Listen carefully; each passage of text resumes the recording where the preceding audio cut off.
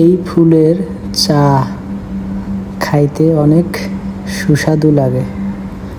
দেখুন কিভাবে চা তৈরি করতে হয় এই ফুল থেকে, যা আপনারা নিজেও বানিয়ে খাইতে পারবেন। একটু ওয়েট করতে হবে, পুরোটা দেখতে হবে। দেখুন কিভাবে তার ভিতর থেকে লিগারগুলো ছেড়ে দিচ্ছে। দেখতে অনেক সুন্দর লাগতেছে, একদম সবুজ কালার, খালি পানির ভিতর ঘুরতেছে। দেখতে কেমন মনে হচ্ছে আপনাদের? অন্যরকম একটা সিস্টেম। শুকনাটা দিতে হবে, তাহলে ভালো হবে।